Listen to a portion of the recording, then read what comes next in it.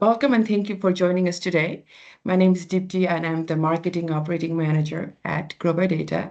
We are thrilled to share insights on what data reveals about the financial services market. Before we jump in, we have a quick housekeeping to do. The webinar is about 25 minutes.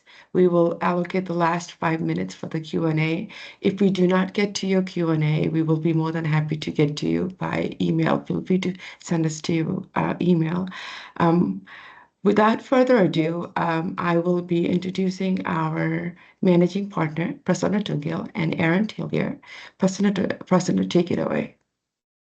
Thank you so much. I'm Prasanna Dhungel, Managing Partner of GrowByData, work with large financial services clients to provide marketing intelligence. And it's a fun-filled conversation today, and I look forward to it. Yeah. Terrific. Thank you, Prasanna.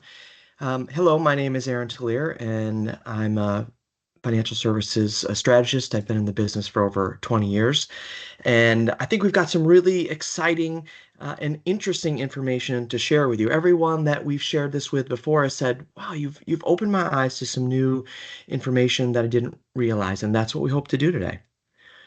So we have a couple of objectives for today's meeting. The first is to share insights from financial search data. It's very robust, so there's a lot of aspects and angles that we're going to cover. Secondly, I want you to think a little bit differently about search data. Throughout my career, I've seen a lot of search data, and we all know sort of common search percentages and statistics. But what I want you to challenge you today is to think about search data in a more strategic context and how it can impact your decisions, not only related to search and SEO, but how it might influence your brand, your content strategy, your product strategy. So there's a lot of different ways that you can use this search data because it is very robust. And then lastly, we wouldn't be doing our job if we didn't share along the way some of these insights and ways that you could use them to improve your business. So I want to start out with a little joke, which is, we in the industry are trying to collect as much data as possible to understand customers. And then we want to use that data in order to deliver a better customer experience. So we're working very hard to do this, and sometimes we get it right, and sometimes we fall a little bit short. But we do often think that we have all the data that we need. The problem is that we forget about the world that the consumer actually lives in. And there are a lot of stimulus coming at them from many different directions. And so here, the customer has a little bit of a funny reply, which is really, do you know which bank I'm moving my account to? And so it just suggests that we as organizations, despite how much information we have about the customer, how well-intentioned we may be, and how well orchestrated the journeys are that we're creating, we might still be missing the boat because the customer is operating in a much bigger landscape with many different players. And we're going to highlight some of that for you today. So we're going to start off with a little poll. Just wanted to get your impression right off the bat. What is search data most useful for? Interested in your opinion on this, and we'll share the results in a little bit. So first of all, we can use it to quantify brand visibility on Google. We can use it to learn about competitor search strategies. And we can use it to understand customer needs. So 3 really good ways to do it. Or I'm going to give you the choice of all of the above. So what do you think search data is most useful for? And we'll revisit this. We're going to go through some data and we'll revisit this in a few minutes. So go ahead, take a second and put your answer in the chat. Okay, so why does search data matter? Before we even spend all this time going over the search data, why are we talking about this? Well, first of all, there's a lot of it. And we know from AI today that AI engines are trying to gather as much information as they possibly can so they can have the most robust perspective based on all the data that they've collected. And when you're talking about search data, it is voluminous, it is broad, and it is incredibly varied. And just as a point of example, you probably know all the stats around how many millions of searches per minute and trillions per year. But if you think about bank keywords, there are 8.2 million bank-related keywords alone. And we're talking about today the broad financial services industry, because you can imagine how many keywords there are, how many variations in search, and how many different strategies there might be to attack that. So there's plenty of data to use. Secondly, it can really help marketers understand the shifting mindset of the consumer. So if you think about evolving consumer behavior over time, during the COVID era, we were trying to understand how are consumers going to react in a primarily digital environment. And then post-COVID, how has their behavior been affected by COVID and their use of digital? How will that continue into the future? And things are always changing, constantly developing, and who knows when the next big shift is going to happen. But to keep your eye on the pulse, you can look at the search data and it immediately reveals trends because there is so much of it. It's going to be statistically significant right out of the gate. And if you have your eye on the search data, you're able to detect some of these trends early. But here's the great thing. It's not just about consumers, but it's also about your competitors. What are your competitors doing? What early moves are they making? What places are they investing? What keywords are they starting to buy? And how are they messaging those consumers? I'm going to show you lots of data about that, but it's a very robust data set. And then lastly, we're always trying to orchestrate customer journeys, and journeys can happen across multiple channels. We've got email and direct mail and in-branch and ATM and IVR and website and all the various ways that customers can interact with us. But it's well known that most customers begin or at least have a component of their journey which starts with an online search, especially for consumers who are new to a certain market. Imagine you're a first-time home buyer. You're going to start Googling that. You might talk to your friends, but you're going to go online, you're going to do a little bit of research. Or if you're a first-time renter and you need renter's insurance, or if you're buying an annuity for the first time, or you're thinking about retirement, or you're searching for the lowest rate uh, on on a loan or the highest rate on a savings product. So searches start online, and it's such a great place for customers to get information. You need to be there, and we're going to paint for you today a very broad picture of all the things that customers can do and how Google influences their behavior. So I hope I've made the case. Search data does matter, and it should matter in a broader context than maybe you're traditionally been thinking about it. So what's the content that we have for you today? How do we go about looking at all of this search data? And it is a big task to try to understand the shifting landscape, but we've got some really great tools at GrowByData that help you understand this search marketplace. So first of all, we looked at almost 2,000 keywords across three primary industries: insurance, banking, and wealth management, along with 10 sub-industries. So you can see here we've covered things from uh, checking and credit cards, the car insurance, investing, and retirement. So a very broad look, not a completely comprehensive look, but a very broad look at the financial services industry. The second thing we've done is looked at how artificial intelligence, otherwise known in the Google world as AIO, how that is impacting the dynamic of search today. And we're going to cover a couple of different aspects, but it's an incredibly important and rapidly evolving area for search. We did this across 12 major markets. So we covered a good section of the country, and I think you'll find that it will be fairly representative. And lastly, I want to make one tiny confession that I hinted to at the beginning. I'm not a search specialist. I've used search data in the past, and I think search data is very important, but I'm a financial services strategist, and that's how I come at it. So I've taken a look at the data that we have in a little bit of a different way, and that's what I want to share with you today. So without further ado, I think we'll get right into going through that data. So we're going to start at the absolute highest level and look at share of voice across all different aspects of search. Search shows up in many different ways, as you know, um, but this is a completely holistic view of organic plus paid. And there's something that should stand out for you in this list. Just so take a second to look at it, but the title really does give it away. It's dominated by publishers. So there's only one brand here, which is a true consumer brand. So if you think about it, most of the time we're planning competitive strategies and thinking about how do we reach these customers. We're thinking, well, what's Progressive doing? What's State Farm doing? What's Geico doing? What's Allstate doing?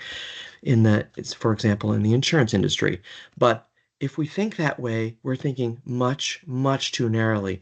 So we've got more traditional publishers on here, like a Forbes and a MarketWatch, and then there are more comparative sites like a NerdWallet, and then you've got sort of pure user-generated content sites like a Reddit and a YouTube. So you've got all kinds of content competing with you and for your attention with customers. And if you're not thinking about what publishers are doing and perhaps why it is that they're so successful at getting this share of voice, then you're missing a key component of what's going on in the marketplace.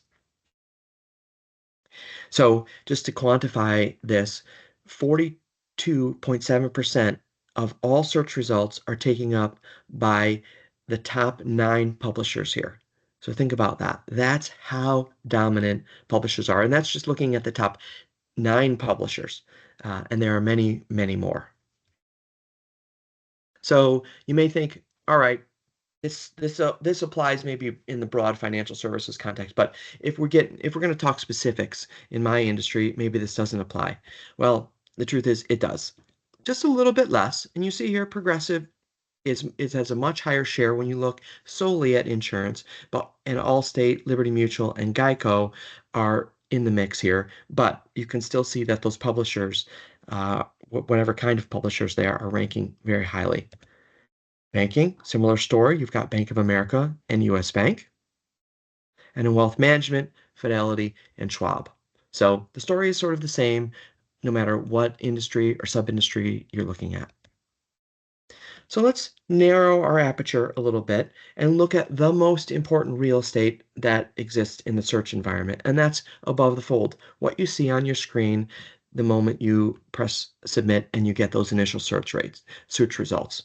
So what you'll see here is that brands are doing a little bit better because they are perhaps paying, they're putting a lot of money into SEO, and they're trying to figure this out.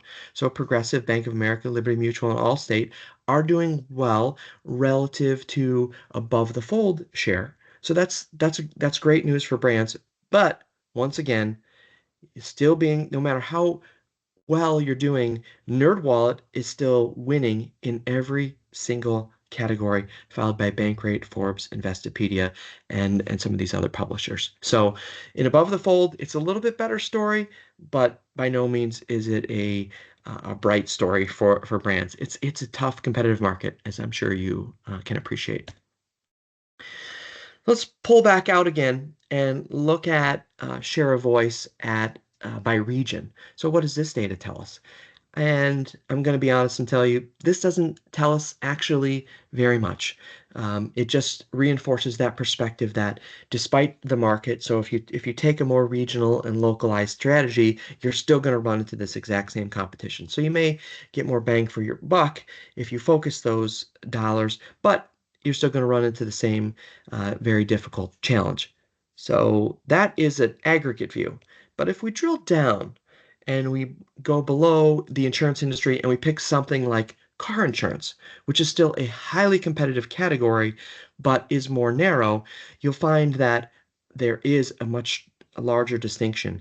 And you can see some really very clear trends in this data. So for example, if you're competing against Progressive, well, you're not going to compete with them in the California market because in Los Angeles and San Francisco, they're not doing any paid search. So this data, by the way, is paid search data.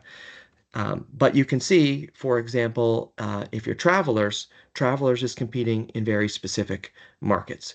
And so this will give you a little bit more granularity in terms of who's competing in what, and it may give you a first look as to where your competitors are pulling back, even if they're still writing policies in California. and I'm not sure at the time of this webinar if they are or they aren't, but it says there they're not competing in that market. So that either means maybe you should be looking at that, or it's an opportunity for you to compete very strongly against a really tough competitor in a market like California. So there is one more thing to note here, and that is car.insurance.com shows up very strongly in these results. And it is a regional competitor. They're not uh, advertising nationally, but they are strong in many markets.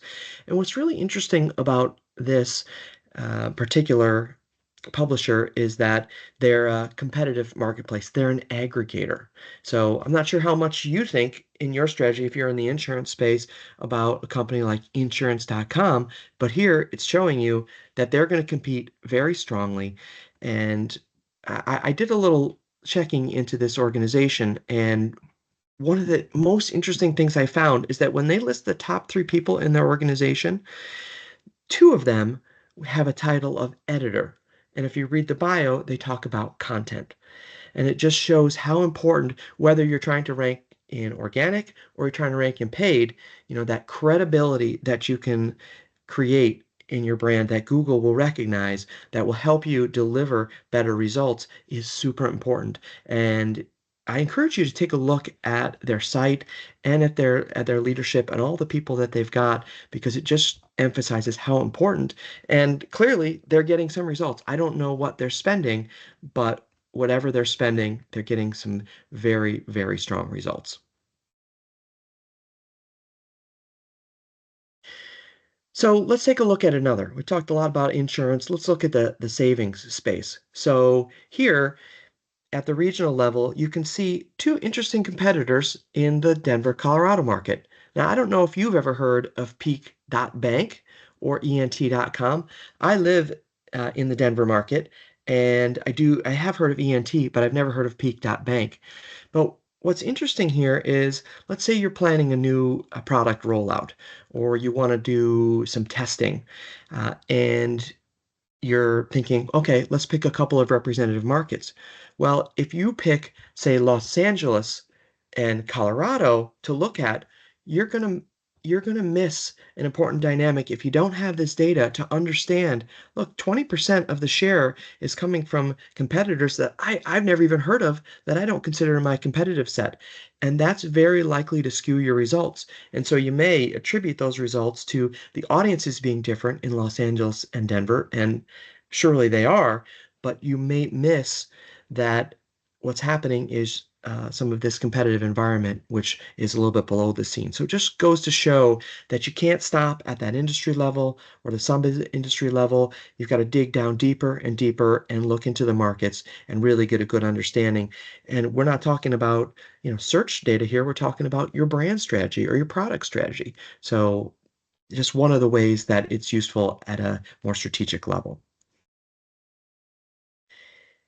So the previous page I did not mention to you was desktop results. But take a look here when we look at the same category and we look at it in mobile. What you're seeing here is a different set of competitors. So ENT shows up in the Denver market, but where did Peak.bank go? You can see that one of the one of the other non-traditional competitors shows up here, and that's Apple Card. So again, thinking about that broader competitive set, you're not just looking at publishers, you're not just looking at aggregators, but you're also looking at non-traditional competitors, someone like Apple, who's in the market with Apple Card, and of course their financial services partners. But very, very granular data. And every time you turn the search data, you're going to see something just a little bit different that might provide you that extra competitive insight.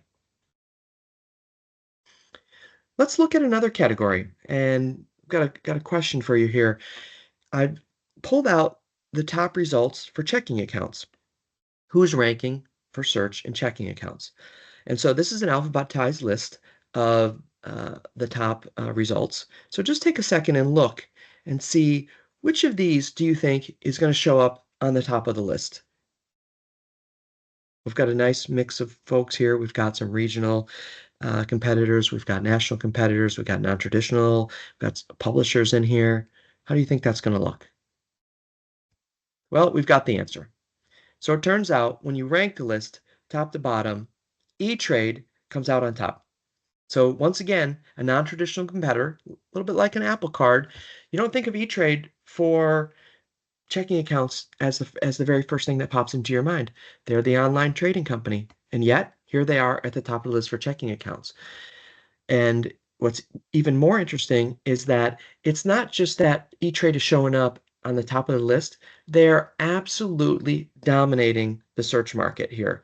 They are showing up in 56% of the top searches, which is almost 10 times the next competitor on this list.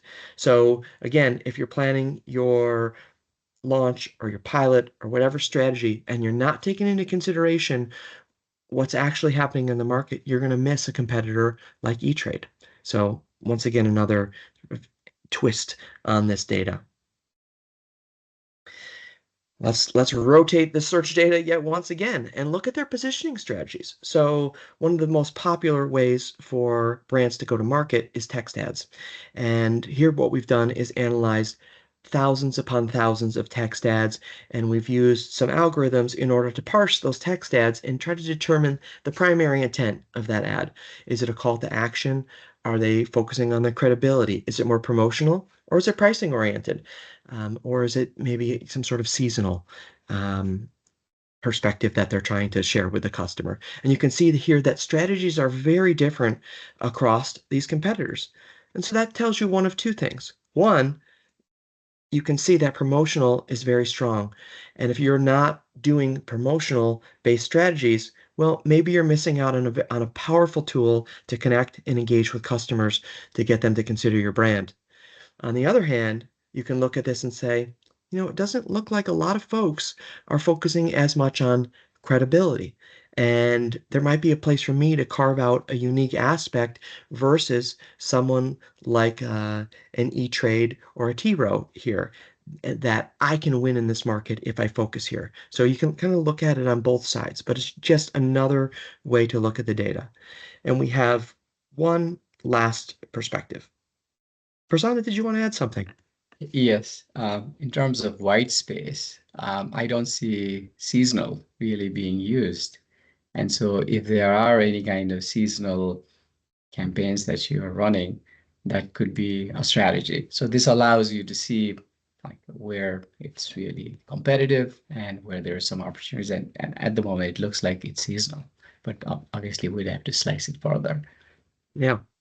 Yeah, and that's what's great about this data is you can look and you can see, maybe there's an opportunity here, and we're always evolving our perspective on these search results. And so, um, look for more ways that we're going to slice this data in the future. So one last look. This is a very busy slide, but this is a word cloud. So I took one competitor, and I took New York Life, and I analyzed all of the data that New York Life and all of their positioning. They've got literally thousands of different strategies in market, just small variations. But if you look at that data on aggregate, you can see where they're kind of focused here. And it's yet another way, if you have a strong competitor that you really want to position yourself against, you can take a look at the words that they're using, and you can either, mimic and improve their strategies, or you can kind of lean into areas that they may not be focusing on. So many different ways to look at this data, and we're only halfway, through the data. We've got some really surprising things to share in the second half of the presentation, but I want to get to those poll results and find out what people thought search data was most useful for. So Deepti, can you share with us the results? Yeah. So the Aaron, for the question, what is search data good for? 95% of our attendees think they're all above the above. So they think it's all important. All the 4 points that we shared, they're all important. Well, all the above is usually a pretty good answer in a setting like this, and that's absolutely correct. As you've seen, there are so many ways to look at this data, and I'm glad that you're coming into this presentation with that perspective already. So let's go ahead and continue. I've got another quiz for you. So in this case, we're offering a $25 gift card to Starbucks. Or if you're a Dunkin' Donuts fan, I suppose we can make an exception for you. If you can tell me who this person is. So I'll just give you a second to think about it. You go ahead and put your answers in the chat. Deepti, do we have anybody who's got a good guess here? Well, someone just said it looks like your dad. That's very funny. And coincidentally, he does look a little bit like my father, but no, this is not my father. Good guess. I wasn't really expecting anyone to get this. When I was doing some of this preparation, I didn't know who this was either, but you will soon. This is Mark Tilbury. That probably doesn't help you either, but I'm going to tell you who Mark Tilbury is. Mark Tilbury is the guy that's eating your lunch.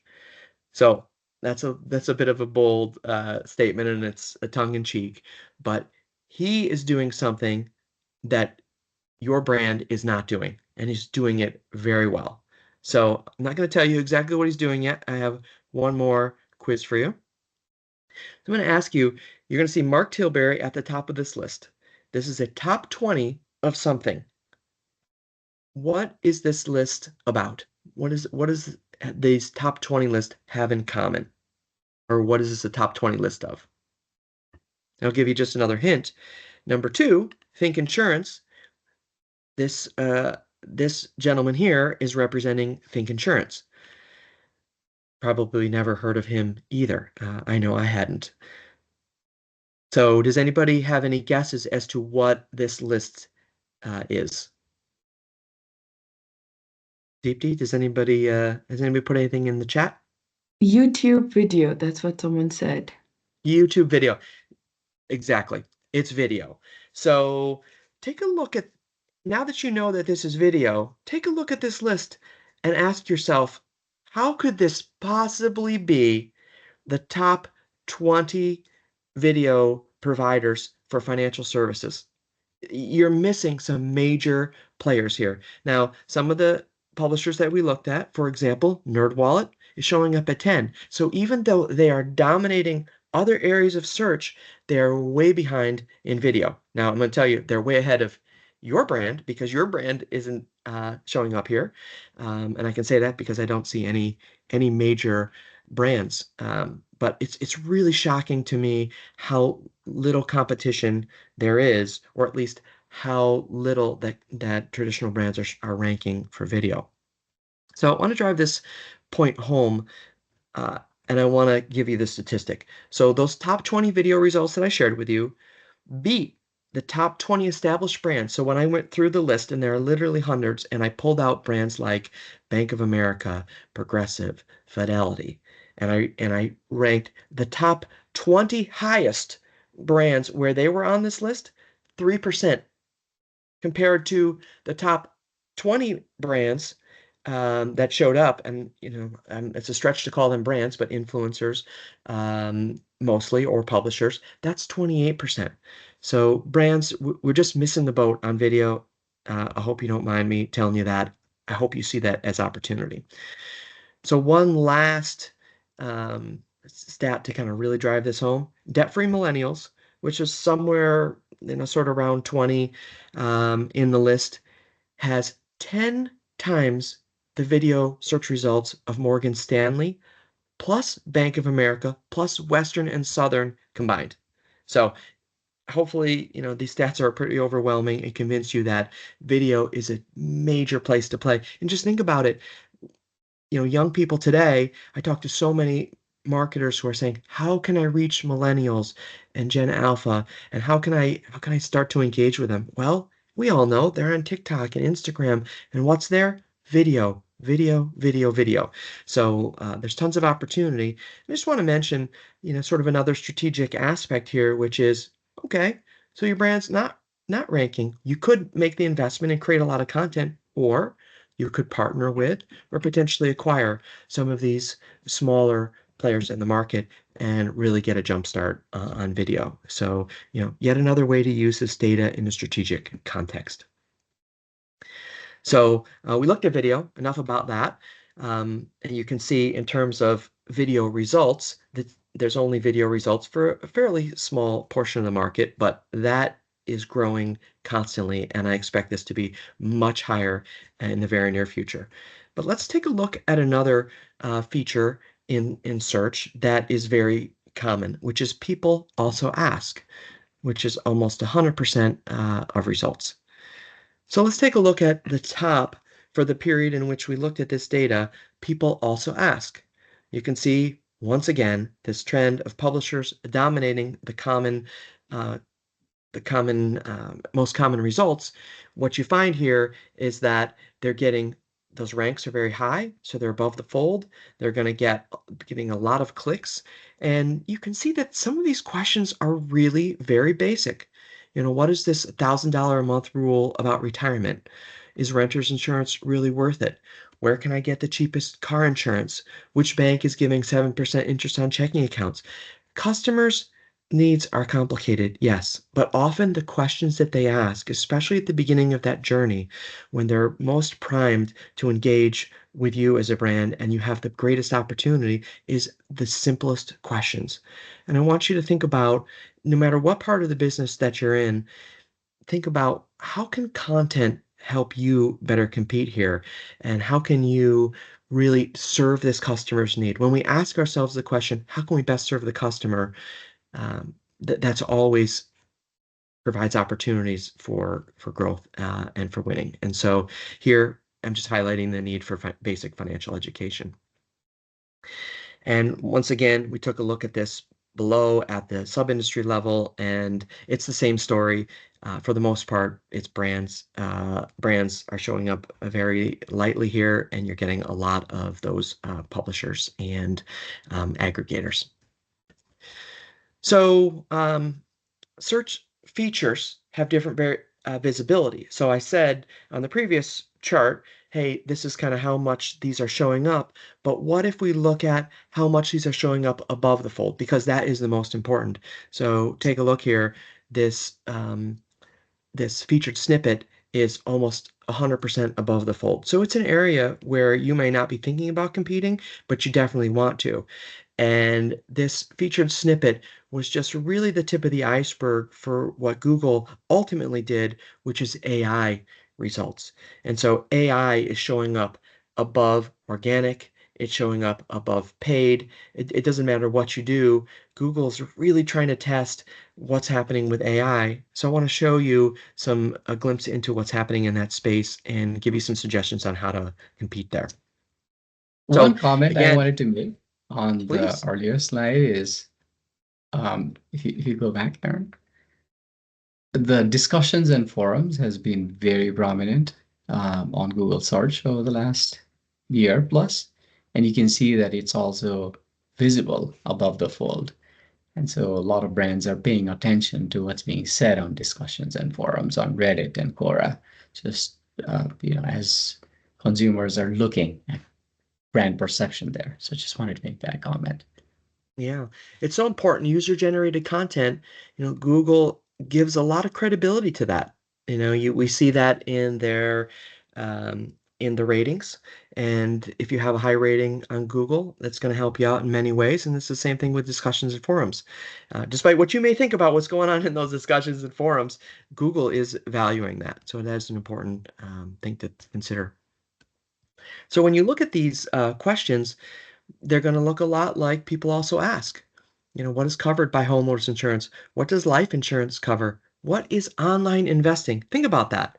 What is online investing is a top 10 question. Look, we're in the financial services industry. Whether you're in the investing space or not, I bet you're thinking that's a super basic question. But guess what? It's one of the most popular questions because consumers oftentimes have far more basic needs than we're thinking. They're thinking that they're comparing all the various features and details. I'm here to tell you they're not in most cases anyway. So looking at these AIO questions will help you to get a sense as to What kind of content do you need? Where should you be gearing the information that you're sharing in order to rank? So what we find is that non-brand really dominates AI results. So you see here, there's not a brand to be found. There's no publisher. There's no major brand. We're not seeing any typical players in the life insurance space ranking here for AI. But that doesn't mean you can't rank for AI because over here in how much to save retirement by age, you've got Fidelity. So Fidelity is considered highly authoritative. They've got terrific content. They're doing well in search. It's not surprising because better content is going to get you better rankings, better competitiveness in paid search. And here, they're being cited. So what a win this is for Fidelity. They're not paying for this, but they are getting that result and in a really helpful, sort of easy to consume fashion. So Google is really kind of shifting things up here, and you can do well in this space. And if we look at it at the insurance, banking, and wealth management, you can see here there are some brands that are doing well, and some ones we haven't seen before. So Aflac and Nationwide ranking for insurance, PNC and Discover. They're doing very well relative to everybody else, but even PNC and Discover, you can see that there's so much opportunity. Combined, they have 6.9%. NerdWallet alone has 7.1 and Bankrate has 11.8. So even though they're relatively successful, they've got a long way to go. Same thing, with wealth management. One thing I noticed is Progressive almost seems to have doubled Allstate, more than double. So something about Progressive seems to be liked by Google to appear.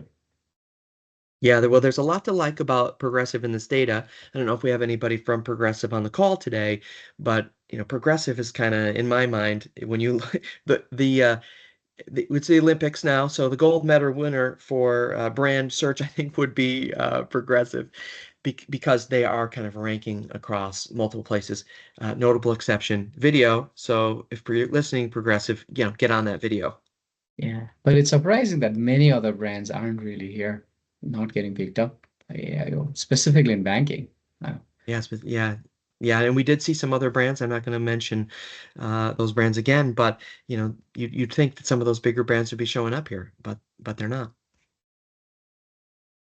So this is the last slide, really in terms of the search results data. But I really wanted to drive home the point that Google, you know, is really controlling the narrative here. And that's not a positive or negative statement, it's just a fact. If you're searching for Chase Bank, you're likely to, not always. AIO is still in testing mode, so you're going to get results sometimes for the same keyword and not for other times. But in this particular case, we found Google showing Chase Bank. So think about that. You're Chase, and you're doing all this work on paid search and organic and content, and yet you search for Chase Bank, and what do you get? You get Google's view of Chase Bank. Is that fair? I'm not here to say, but that's what's happening.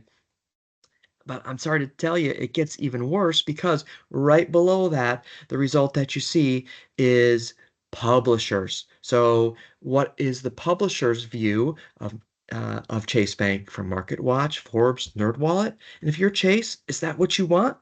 I'm guessing, probably not. You want your organic at best. You want your paid. If you're going to spend money on that, you want that to be showing. But here it is, Google controlling. So you have to think about those different ways that you can get into search and try to figure out how do you really break into this. And last but not least, my favorite video. So right below this MarketWatch Forbes NerdWallet is this video here. And if you couldn't guess this, this isn't a Chase video. This is, this gentleman's video talking about how to get free money. So in some ways, he's almost becoming a brand ambassador for Chase. Is Chase aware of this individual? Are they engaged with this individual? I don't really know, but I'm guessing Probably not. What's happening is Google's finding that his content is popular relative to Chase, and it's his video that is going to be driving the perceptions, at least partially, of the brand. So you better hope that he's in a good mood and feeling good about Chase. But that's the last sort of insight that we want to share. And right now, I kind of want to wrap this all up for you. So as we've been going through this presentation, I hope you've been able to take away some areas where you can win, but we're going to recap those. First of all, you got to keep monitoring. This landscape is evolving so quickly. Brands are showing up differently. Google's changing, consumers are changing, and if you don't change it, if you don't monitor continuously, in the inimitable words of Ferris Bueller, you might just miss it, and you can't really afford to miss it. So you also have to look beyond direct competitors.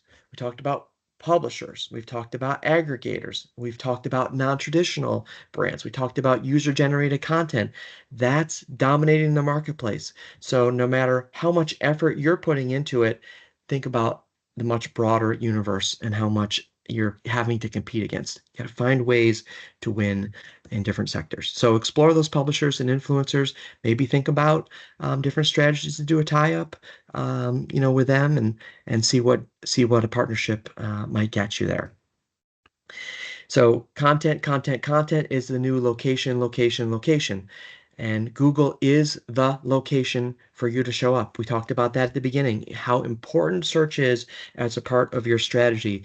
And so if you want to have the best location on Google, you got to have some of the best content. And we talked about, ways for you to do that by truly thinking about what the customer's needs are and creating content specifically tailored to that, whether it is people also ask or AIO results. Think about what those things are, and then of course, my favorite video. So don't miss out on this AIO space. It's just getting started, and the rewards are huge. Click-through rates on those AI results, because they're at above the fold, are going to be so much better, and it's a great opportunity to kind of figure out how to get in to that space. And we've got all the data to show you, where the opportunities are, and then monitor your ability to compete there. This next to last bullet, it's don't cheat yourself. So the point here is I work with a lot of different brands, and what I found is that often the brands kind of become brand myopic, and they're looking at their search data and they're saying, well, my brand is showing up. If you search for X brand, my brand, we've got certain results, and they think about their keywords. Well, monitor this set of keywords. How are we doing for that set of keywords? Okay, well, that's your perspective, but what else is out there in the marketplace? Think back to that stat around there are 8.2 million bank keywords. So what keywords are you maybe missing? What opportunities might you have? Don't take a narrow view, but really open up your aperture and think about those non-traditional competitors. And then last but not least, this is the closest to my heart. And if there's one thing I want my career to be known for, is advocating for the customer. And there's always value in understanding the customer, responding to that customer, and serving the customer through all the good work that you and your brands are doing.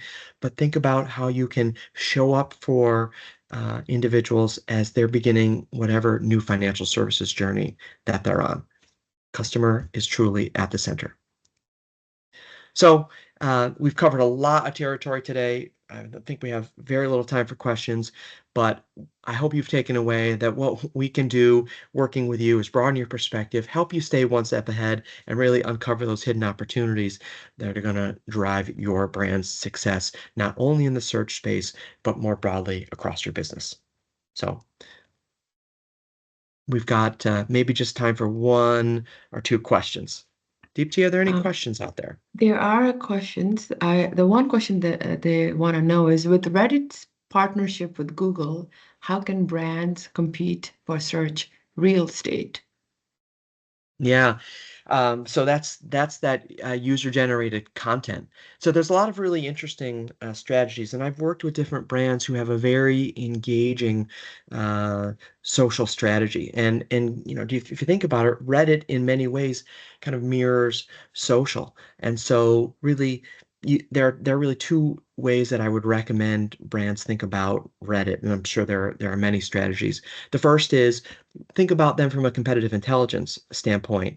You can really get a very granular and tangible view of what customers are thinking and feeling by analyzing that data. So whether you're going to just have somebody read it, or perhaps you can use AI to parse those results and understand what's happening on aggregate. So that's one strategy, is just to absorb and understand that data.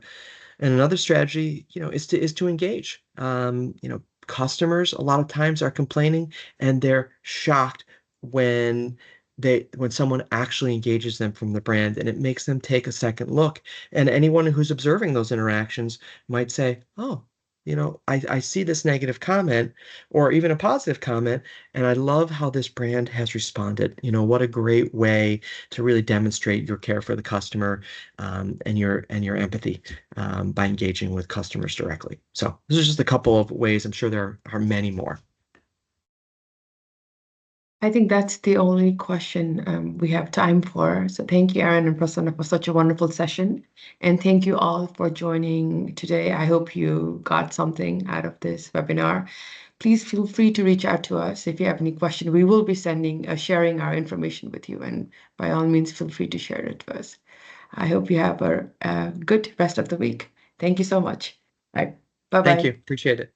Bye.